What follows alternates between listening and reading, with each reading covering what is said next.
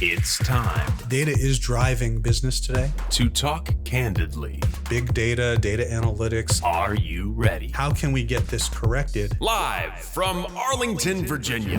Ladies and gentlemen, boys and girls, dogs, babies, and great big Bengal tigers, welcome to the Blackstone Federal Podcast. I'm your host, Patrick Elder, and with me as always on the ones and twos is Nick Hansen. Today we've got a very special guest with us to talk about data quality, the Don Quixote of data quality, Mr. Barry Zukos. Barry, welcome. Thank you, Patrick. Nick, glad to be here. Well, before we get started, Barry, why don't you go ahead and introduce yourself to everybody out there in podcast land? Yeah, well, like Patrick said, my name is Barry Zukos. I've been in the information technology business for about 30 years now. Started out my career early on working with data, getting to know the business and business areas in the financial industry, worked my way into software development, managed a few projects, and sort of ended up in data management, data architecture, data governance areas. And that's what I've been doing for the past several years, along with data analytics. Awesome. Well, really appreciate you taking the time to be with us here today. And we're going to talk to a topic that I know is very near and dear to your heart, and that's data quality. And something that we hear about an awful lot, I feel like, in our industry and things, particularly with the prevalence and the hot topic of data analytics. For the purposes of the day, just to get us level set, let's talk about what we mean by data quality and the kinds of things that we want to try to accomplish, why it's important, those kinds of things. Right. So let's look at data, how it's progressed over the years. You know, we used to develop systems that had one function, one purpose, accounting systems, and you had accounting data. Operational systems, you had operational data. Now we're into a world of big data, data analytics, data-driven decision-making, and we have hundreds, if not thousands, of data sets coming together and being integrated all in one place. People are making big decisions from how to get from point A to point B to, you know, should I spend $1 million on something to progress my business? Think of how most people use data today on their cell phones. They'll take a GPS application, for example. Right. It's one thing to have nice and pretty maps, but if your GPS application takes you to the wrong location or it doesn't tell you that traffic is ahead and give you detours, you're going to be pretty upset and you're not going to use that application anymore. You're actually going to blame the application, but really what it is it's the data quality behind it. It's the mapping and the data that is driving what that system is showing you. So we're using data more and more every day in our normal lives. It's not just a business thing anymore. And it's becoming more and more important that the quality of that data is sort of commensurate with the quality of life these days. That's a great point, great analogy. I like the GPS thing. I think that's something that people can really identify with because in a lot of ways, I do feel like the idea of data quality is pretty abstract, and it tends to be something that's really lost. When we start to get excited about the things that we can do with data, we always make the assumption that the data that we're working with is good. And so to jump off from there, one of the things that I think is something that would be good to kind of discuss and level set as well is how do we measure data quality? How do we know when it's good? How do we know when it's good enough to do something with, or what things should we be looking for and trying to identify as we mature data within an organization? Yeah. Well, there's many tenets of good data. I tend to focus on three of them. One is simply accuracy. Is this data accurate? With inaccurate data, we're not going to be doing much. In fact, it's counterproductive because we're making wrong decisions when the data is bad. The other one is currency. How current is the data? Is this data up to date? Is it outdated? For example, when we use our GPS system, to go back to that analogy, how accurate or how up to date are our maps? Do we have is there a road that's closed during construction, and has that been updated in our maps accordingly? So having up-to-date and current data is very critical. And then the other one is completeness. How complete is our data? So especially when you're looking at databases, you have many columns and rows in your database, in your tables. How much of that is actually filled out? So when you're filling out a form that's collecting data, are you skipping fields, and how much of that? So we tend to measure that based on how much of the data is complete, how accurate it is, and how up to date it is. I want to pull the thread a bit on the accuracy thing, because I do think that the completeness part and the currency of the data, that's something that's pretty easy to understand. But when we talk about the accuracy, what are the things or methods that we can use to make sure that it's accurate? What measures are we doing to make sure of that? Is it something that you just look at and know? Are there things that need to line up as far as these three things should be the same for a given case, or something like that? What are the things that we're doing for accuracy? Yeah, so there's some simple things and then there's some more complex things, right? So you can always do a reasonableness check. There's certain information, financial information, for example. If you know that your sales in your organization averages about $2 million a year, and then all of a sudden your financial statements say that it's down to 2,000 or 2 billion or something like that, well, you know that there's some zeros either added or missing there. Those you can just check through reasonableness. You know about what the data should look like, so you can put those checks in there. Other forms of accuracy have more to do with us pulling different data sets together, or data being shared across different applications. And those people who are responsible for the entry really don't understand the downstream effects of what that data is meaning to other systems. So they may just use a field for something that's meaningful to them and to their business process, but when that field gets sent off to somebody else, it's named differently and it's being used for other purposes. So people look at the data and they say, well, this isn't really accurate. They entered it incorrectly at the source. Well, in the meantime, it's been shared 3 or 4 times already, and trying to track that back, that's probably one of the most difficult things to look at when it comes to accuracy of your data. Yeah, that's a great point. And I think, this downstream effect and this network effect that we have with the data that exists in an organization, because it is shared and integrated across multiple systems and different use cases now, I do think that that's a very real issue that's there. And that kind of takes me to the next thing that I want to talk about. What are the methods that we can use, or you've used in your career, to help improve data quality, to help that downstream effect be minimized, or at least improve that data accuracy part at the point of collection versus just finding it later down the road?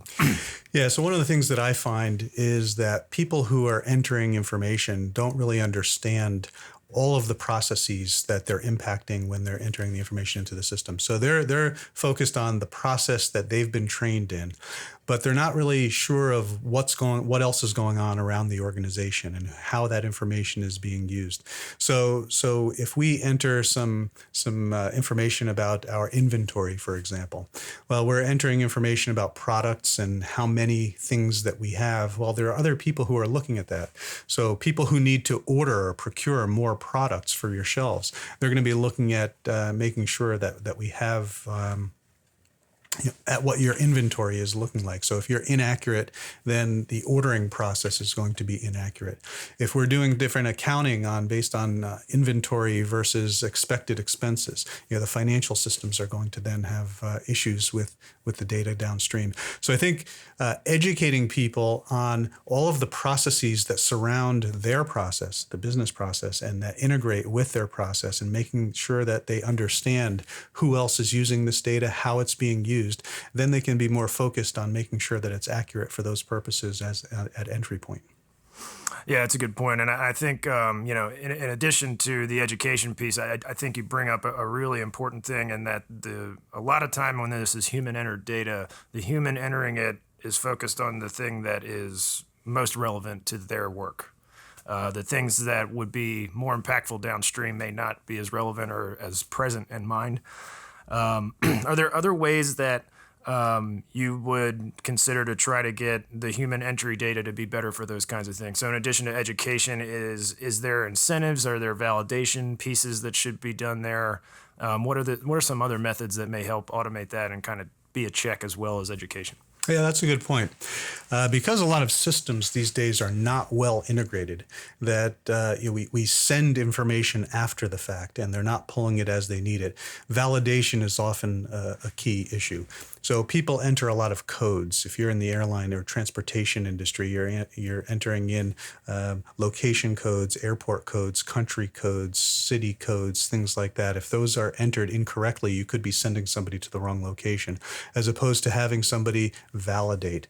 So something where you can just have a standard set of codes that would be validated. Data governance comes into play. When we talk about data governance, we're talking about having stewardship of data. People who are responsible for ensuring that there are standards in place that people are supposed to use, and that there are services available for people to call upon to validate their data, especially when it's hand jammed or entered in by people. We tend to like data that's collected through sensors or other cameras, things like that, and let the systems determine what that data is mean and interpret that data, because that we know is real and it's live. Crowdsourcing is very popular, and we have a lot more confidence in data that's collected through the sensors through crowdsourcing and those efforts than people who have to enter it in manually. We're trying to take that job away from people and try and automate more and more of the entry process, even through things like interpreting, using artificial intelligence and machine learning to interpret unstructured data and adding some structure to that. We're finding that there might be more accuracy in collecting data through those means than having people enter it in. Yeah, I think that's a good point. I think that the reason that we like data that is collected via machine purposes, whether that's a sensor or different kinds of interfaces, is it's already in a binary or a structured kind of paradigm that we're confident because of the way it was set up that data is accurate. But I do think that one of the challenges I think we're going to come across in looking at this artificial intelligence and interpreting human-entered data, especially when it's context analytics, looking at things as free-form text or even social media, is that we're putting interpretation on top of interpretation on top of a human interpretation of something else, and I wonder, with all those layers, have we gotten too far away from the thing that we actually want to collect? It's an interesting question. I don't know if we can necessarily answer that today, but it is something I've given some thought to. And jumping off from there, I do think that there are probably some other more common challenges that we see in addition to the human-entered data question. What are some other things that you've encountered as far as trying to improve data quality and get to something that is the ultimate goal of being able to really drive value from the data that you have in your organization? Right. So I think culturally, we have to educate people to understand the importance of data, that data is driving business today.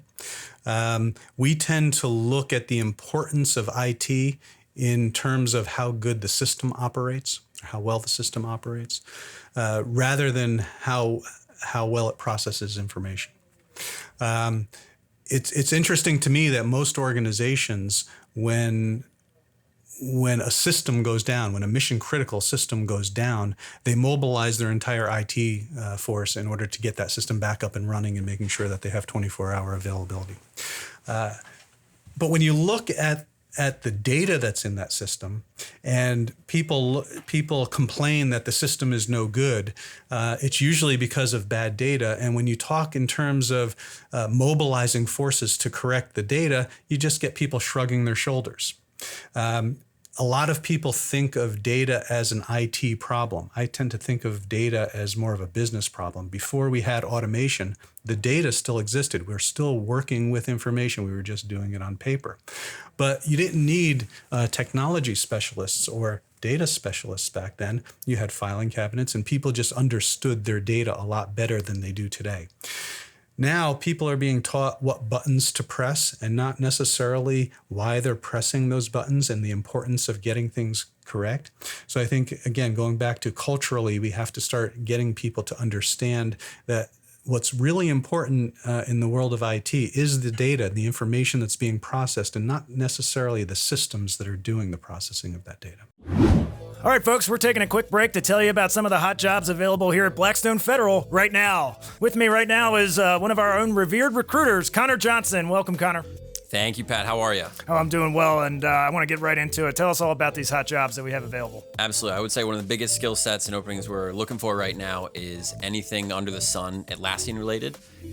Project managers, business analysts, technical consultants, functional folks who understand the tool set of Atlassian, Jira, Confluence, and would use it to solve problems for our customers. Are there anything in particular when we look at a candidate that we're looking for in general? Absolutely. We're looking for folks who are driven to solve problems for customers, work with other members of our teams in maybe some non-traditional and innovative ways that you may not always see in a government environment, and really at the end of the day, just solve problems. Are there any particular kinds of personality traits that we like to search for here at Blackstone? I would say anybody as energetic as you would be a step in the right direction. Customer facing, and really just driven, not slowed down by any obstacles in their way, and the ability to kind of overcome those and get the job done. And tell me a little bit about what makes it so great to work here at Blackstone Federal. It's, as cliche as it sounds, it's got to be the people. There's a lot of interaction, problem solving. Everybody's very genuine, open, and is willing to help you in any way, whether it's like career growth, personal growth, or just solve a problem even if it's not their job. Okay, excellent. And one last thing, I want you to channel your inner Jeff Foxworthy here. You should come work to Blackstone Federal if... You're smarter than a fifth grader. All right, back to you, Pat. I think that's a good point about what you were saying, that people understood their data better in the past. But I wonder, is that because the silos that they were working in were their silo of their data they knew well because they had their hands in it all day, every day? That's the form they were filling out. That's the paperwork that they knew. Those were the cabinets that they were in. Versus what we see now, where we have a more distributed collection of data and use of data, and the integration and sharing that goes across, particularly in larger organizations. It just simply wasn't possible before we had IT systems that could automate that kind of thing. Yeah, absolutely. We live in a world that's constantly changing and getting more complex over time. And that doesn't change with data. When we were collecting data and storing it in filing cabinets, that was just one data set that never got integrated with anything else. Now everything is tied together. We have graph databases that help to show us the relationships across different data sets.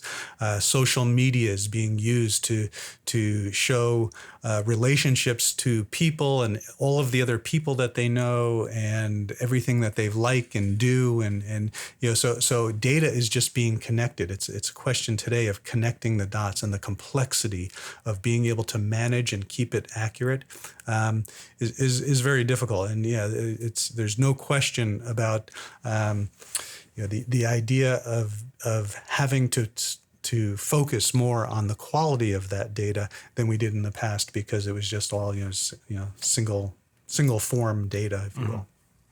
Yeah, and I think that's something that also presents a challenge from an educational perspective, as you talk about getting people aware of the data that they're entering or interacting with, how it's being used in ways that isn't necessarily front and center for them. Just how do you do that? How do you explain something that is so large? And I think oftentimes at the point of collection, at the time that we start collecting data, we don't know how it's going to be used yet. It's one of those things that we don't really start to understand that until months or years after we begin the process. So we may not even have realized that we were collecting it wrong at first. And just trying to understand that and think about if we're going to try to educate people to do this the right way, how do we know what the right way is yet? Yeah, that's a great point.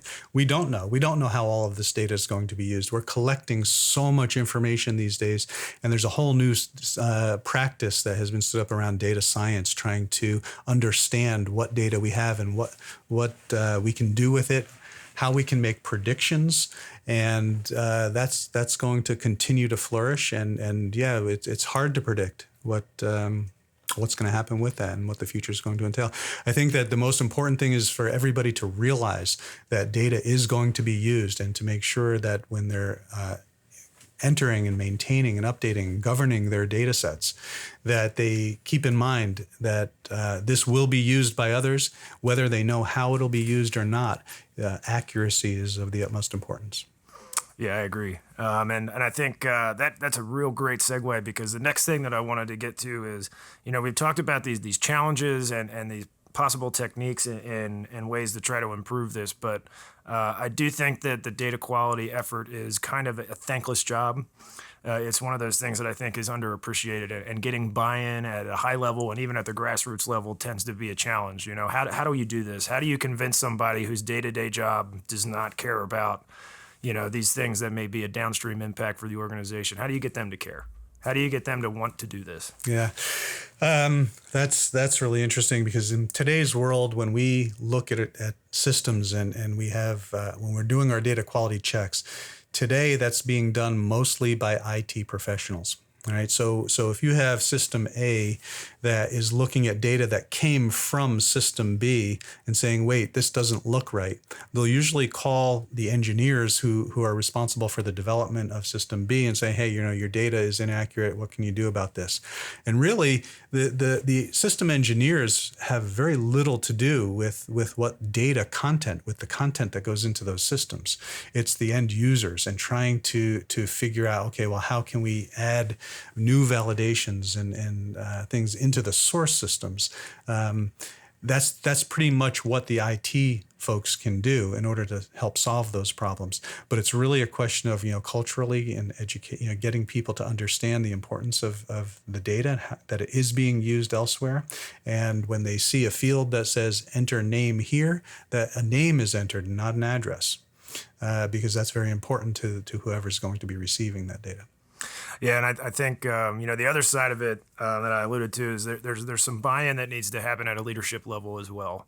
And I feel like, at least in my experience, leadership likes the output of data analytics efforts, understands that data quality is important, but also my experience tends to lead me to believe that a lot of time it's a wave the magic wand, make the data better type of thing, and not the long-term organizational changes that need to happen in order to support that. In your experience, have you seen anything like that, or have you found ways that leadership can help foster better data quality within an organization? Yeah, I have definitely seen things like that. That goes back to, the leadership has the mentality of if the system, not looking at whether or not the data is what makes the system good or bad. And in my view, it is the data that talks about the quality of the system itself. But some of the things that we're seeing in business is new roles coming up around data. For example, most organizations are now looking into or already have started hiring chief data officers to manage those. And there's a lot of talk about the chief data officer role being outside of the CIO shop. Many organizations are looking at that. In fact, for government organizations, there's been new legislation passed that says executive branch agencies must start looking at having a chief data officer. Specifically, some organizations were called out in legislation saying you must have a chief data officer, and part of that role will be to make sure that proper data governance is in place, that there are stewards for data looking at data quality. So as we move towards the future, I do anticipate that there is going to be much more focus on data quality through the chief data officer role. Yeah, that's a good point. I know, at least from what I've seen, that's still a relatively new thing. Have you seen that operationally anywhere where they've actually been able to bear out results from having that type of leadership position that is focused on the improvement of data quality and governance and those kinds of things? I've not seen it myself, but I have been reading about it. So in the organizations that I work with, we haven't quite implemented the CDO role yet. But I am reading that a lot of corporations as well as academic institutions are having great success with a dedicated focus on data governance, data management, data architecture, data quality, everything about data. All right. Well, I'll be looking forward to that on bated breath to see that happen. So last thing that I wanted to run through, we've talked a lot about challenges. We've talked a lot about some techniques to try to improve things. I wanted to see if you had any particular success stories.